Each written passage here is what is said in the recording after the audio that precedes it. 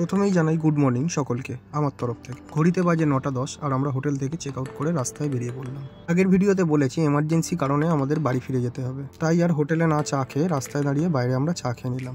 দুজনেরই খুব মন খারাপ, কিন্তু মুখে হাসি নিয়ে তাও ভিডিওটা বানাতে হচ্ছে, কারণ আগের ভিডিওতে আমি বলেছিলাম আপনাদেরকে যে কি হয়েছিল আমার সাথে, সেটাই আজকে আমি বলবো। আর দীঘা থেকে কলকাতা ফেরার একদম শর্টকাট রাস্তা, সেটা আপনাদেরকে আজকে আমি দেখাবো।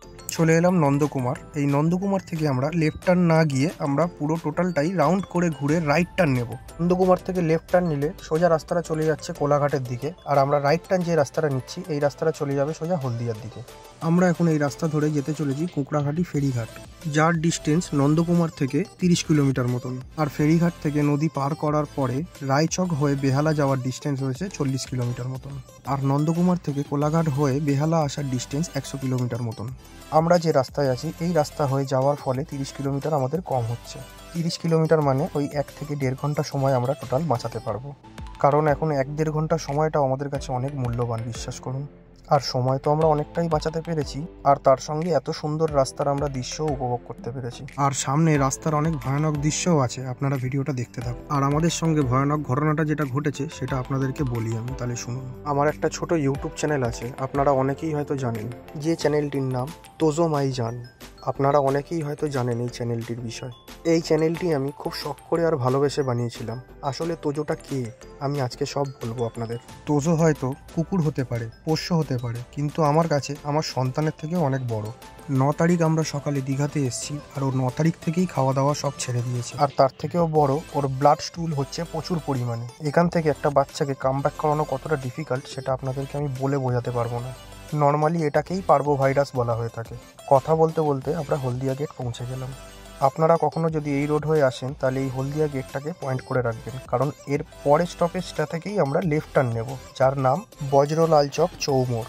এখান থেকে কুকড়াহাটি ফেরিঘাটের ডিস্টেন্স রয়েছে 14 কিলোমিটার, যা যেতে সময় লাগবে 22 মিনিট। একদম সোজা রাস্তা, কোনো আঁকাবাঁকা নেই, আর রাস্তাও খুব সুন্দর। আর হ্যাঁ, সেই পার্বো ভাইরাস থেকে আমার বাচ্চাটাকে বাড়ি এসে আমি সত্যিই সুস্থ করতে পেরেছি। ভগবানের অশেষ কৃপা আর সোমনাথের অকাল পরিশ্রমের ফলে আজ আমার বাচ্চাটা পুরোপুরি সুস্থ হয়েছে। এখানে বুবাইদা আর কাকুকেও আমি ধন্যবাদ জানাতে চাই। চলে এলাম কুকড়াহাটি ফেরিঘাট। এখান থেকে রায়চক যাওয়ার জন্য মানুষের 11 টাকা টিকিট, আর বাইকের জন্য 44 টাকা টিকিট। অ্যাডভেঞ্চার এখানেই। এই রাস্তা দিয়ে বাইকটাকে ঠেলে ঠেলে তোলা, আবার লঞ্চের উপরে তোলা, আবার লঞ্চ ওপারে গেলে লঞ্চ থেকে নামানো, আবার রাস্তা দিয়ে ঠেলে ঠেলে নামানো। এখানে কিন্তু চালিয়ে তোলা নিষিদ্ধ বন্ধুরা। আর হ্যাঁ, এখানে কিন্তু কেউ হেল্প করবে না, তবে তুমি যদি কারুর বাইকে ঠেলে তুলে হেল্প করো, সেও তোমার হেল্প করতে বাধ্য থাকবে। লঞ্চের ভিতরে এরকম নানান রকমের হকার আপনারা পেয়ে যাবেন। এখান থেকে কলকাতা আসার এই রাস্তাটা একদম নতুন আর একদম ইউনিক। আপনারা যাদের ভালো লাগবে আপনারা প্লিজ এসে দেখবেন, আশা করি খুব ভালো লাগবে। আর এত সুন্দর দৃশ্য আপনারা হয়তো অনেকেই আছেন যারা আগে কখনো এরকমভাবে দেখেননি বা ট্রাভেলও করেননি। যারা বাইকার দাদারা এবং দিদিরা আছেন তাদেরকে আমি বলবো এই রোডটা একবার নিয়ে দেখতে পারেন, খুবই সুন্দর লাগবে। লঞ্চে করে পৌঁছে গেলাম রায়চক। এবার রায়চক থেকে আমাদের বেহালা যাওয়ার রাস্তাটা আপনাদেরকে বলে দিই। ফেরিঘাট থেকে সোজা রাস্তাটা এসে দুভাগে ভাগ হয়ে গেছে। বাঁ দিকটা চলে যাচ্ছে ফলতা বুড়ুলের দিকে, আর ডান দিকটা চলে যাচ্ছে আমাদের সরিষাহাট মোড় ডায়মন্ড হারবার রোডের দিকে। গ্রামের রাস্তায় বাইক চালাতে এত ভালো লাগে বন্ধুরা, সেটা বলে আপনাদেরকে বোঝানো যাবে না। তবে দিনের বেলায় যতটা সৌন্দর্য, যতটা ভালো লাগা, ঠিক তার বিপরীত রাত্রিবেলাতে কিন্তু হতে পারে বন্ধুরা।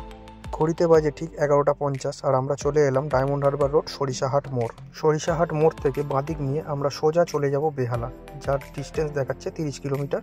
ওই 1 ঘন্টা সময় লাগবে। তাই রাস্তায় আর আমরা কোথাও দাঁড়াবো না, একেবারে বাড়িতে গিয়েই আমরা লাঞ্চ করব ঠিক করেছি। আর হ্যাঁ, দীঘা যাওয়ার জন্য বা মন্দারমণি যাওয়ার জন্য কিংবা আসার জন্য এর থেকে শর্টকাট রাস্তা আর আছে বলে আমার তো মনে হয় না। তোমাদের আরও রাস্তা যদি জানা থাকে তোমরা জানাতে পারো কমেন্টে। পৌঁছে গেলাম আপনাদের অনেকের চেনা জায়গা শিরাকল। শিরাকল থেকে কে কে ভিডিওটা দেখছো একটু কমেন্টে জানিও। শিরাকল থেকে বেহালার ডিস্টেন্স ওই 18 থেকে 20 কিলোমিটার পর্যন্ত।